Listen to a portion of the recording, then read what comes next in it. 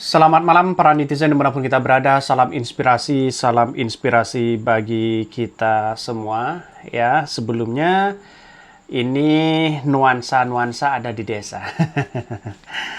Ini terkait dengan putusan Mahkamah Konstitusi yang banyak para pakar sudah mengatakan bahwa bisa saja diskualifikasi Gibran, bisa saja diskualifikasi Prabowo Gibran.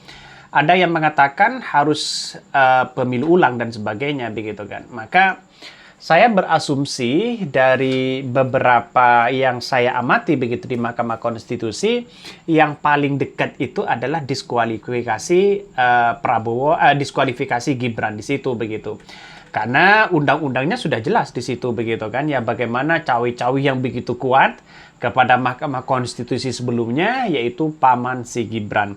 Tetapi ada dari pengamat ya, ini dari Indrayana ya, Denny Indrayana soal Prabowo dilantik tanpa Gibran. Jika terbukti langgar konstitusi, MPR bisa lantik cawapres lain. Nah, ini saya setuju sekali. Saya sudah sejak awal sudah putusan dari dari para ahli dan saksi yang sudah memberikan statement, yang sudah memberikan bukti nyata.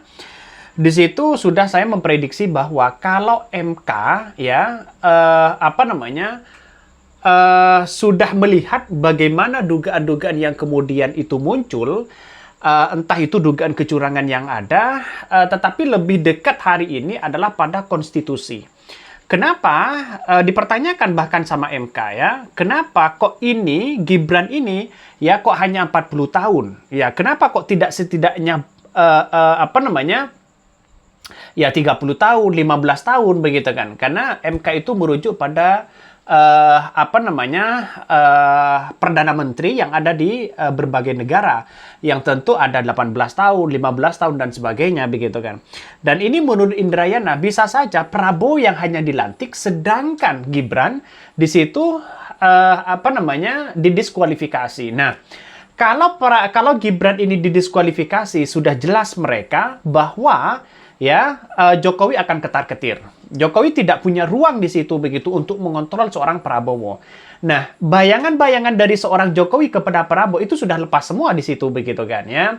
Maka bukan tidak mungkin ya seorang Prabowo harus berpikir bahwa wah, ini kalau kalau Gibran menjadi wakilnya juga ya, satu sisi akan menjadi penghambat bagi jalannya demokrasi apa yang kemudian dilakukan oleh seorang Prabowo.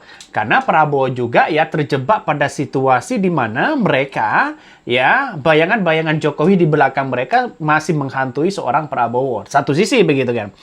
Menurut pengamat ini dari Indrayana ini, mantan Wakil Menteri Hukum dan HAM, Denny Indrayana menjelaskan soal usulannya terkait Prabowo Subianto dilantik tanpa Gibran Rakabuming Raka.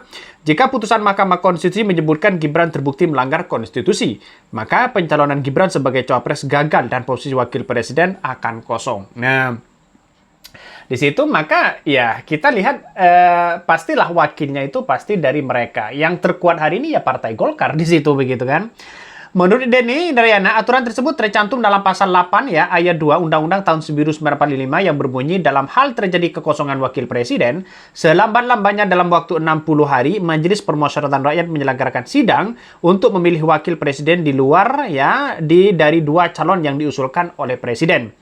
Denny menjelaskan kekosongan posisi wapres itu didasarkan atas beberapa syarat. Terdapat pelanggaran konstitusi dalam pencalonan Gibran, serta pelanggaran-pelanggaran lain oleh MK dan ditemukan bukti-bukti atau tidak cukup bukti tentang bantuan sosial atau berbagai dalil yang dimurkan pasal 1, 01, dan 03. Nah, sebenarnya ini menarik loh begitu kan. Kalau kita amati betul, ya, kenapa Pak Prabowo ingin ngebet sekali ingin bertemu dengan Ibu Megawati. Nah, salah satu mereka yang saya amati betul bahwa bisa saja kalau Prabowo lebih dekat selangkah lagi dengan Ibu Megawati, ya dengan PDIP 5 tahun dengan PDIP, Prabowo itu akan mengalami satu kemajuan yang sangat luar biasa. Kalau menurut saya, mengapa harus PDIP di situ begitu kan. Karena kekuatan dari oposisi yaitu adalah PDIP, Nasdem dan PKB. Kalau mereka diambil masuk ke koalisi Prabowo, bukan tidak mungkin misalnya ya Gibran didiskualifikasi misalnya, maka kekuatan itu semakin akan menjadi cikal bakal kekuatan dari sebuah pemerintahan dari seorang Prabowo di situ begitu. Tapi bukan tidak mungkin, wakilnya bisa saja ya. Bisa saja apa yang kemudian pemenang dari pemilu hari ini PDIP di situ begitu kan, bukan tidak mungkin, siapa tahu menjadi wakil kan begitu logikanya, bisa saja Puan menjadi wakil begitu kan. Tapi dengan satu sisi asumsinya adalah tidak mungkinlah Partai Golkar membiarkan mereka yang tidak ada juang sama sekali untuk memenangkan Prabowo Gibran, mungkin ya ambil salah satu dari Golkar di situ juga ya, pemenang kedua di situ begitu kan. Maka dengan adanya seperti ini masih banyak muncul spekulasi-spekulasi begitu kan ya. Kalau menurut pakar ini, menurut Denny Indrayana, dia mengatakan bahwa Prabowo yang akan dilantik bukan Gibran di situ begitu kan. Mari kita lanjutkan ini. Bahkan ya, Denny menjelaskan kekosongan posisi Wapres itu didasarkan atas beberapa syarat. Terdapat pelanggaran konstitusi dalam pencalonan. Jelas mereka, undang-undangnya sudah jelas begitu kan ya.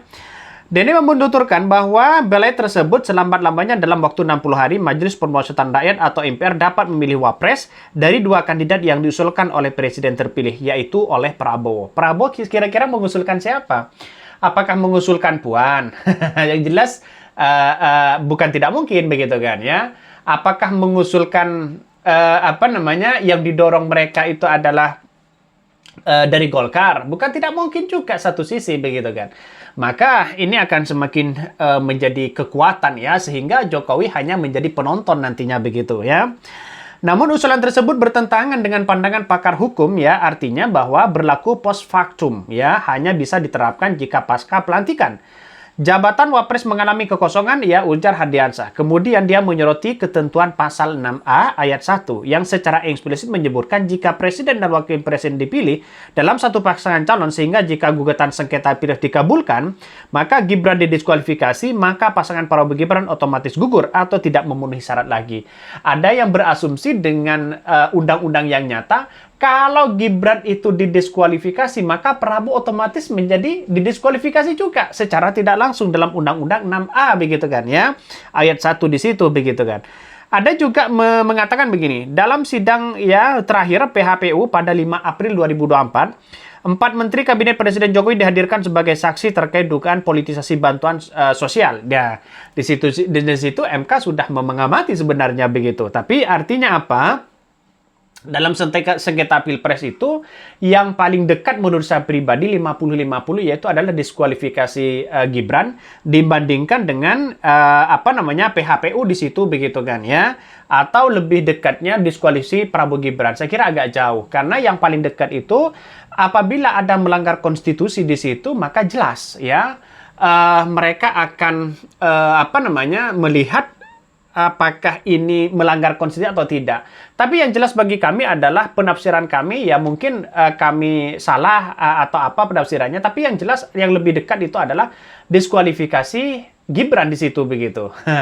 Bisa saja ada dua hal yang saya amati begitu kan, bisa saja diskualifikasi Gibran, bisa saja yaitu adalah pelantikan Prabowo Gibran. Karena dalam sejarah ini tidak ada yang kemudian menang lalu kemudian dibatalkan, karena KPU MK itu berasumsi juga kepada kuantitatif yang ada di yang ada di KPU di situ begitu kan. Artinya juga satu sisi bersifat mutlak. Tapi kalau ada dugaan-dugaan kecurangan yang ada, bukan tidak mungkin ini akan didiskualifikasi di situ begitu. Maka Gibran itu masih ketar-ketir. Prabowo ini kalau Gibran menjadi didiskualifikasi, jelas Pak Jokowi jadi penonton nantinya begitu. Bagaimana jalannya kepemimpinan dari seorang Prabowo. Entah dengan PDIP, entah dengan yang lain di situ begitu kan. Banyak ya pakar mengatakan kalau Prabowo dengan PDIP selama 5 tahun mereka aman posisinya. Dalam artian untuk demokrasi kepada Pak Prabowo itu aman. Tapi kalau mereka masih di luar seperti Partai Nasdem, PKB dan PDIP ya masih menjadi oposisi, maka Prabowo juga ketar-ketir di situ begitu. Karena kekuatan di DPR di situ orangnya begitu kan. Oke, yang mungkin itu yang kami sampaikan di tonton terus channel Hodari Podcast Rakyat ini karena ada berita-berita menarik dan viral setiap harinya. Salam para netizen, salam inspirasi bagi kita semua. Jangan lupa di subscribe channel YouTube Hodari Podcast Rakyat ini.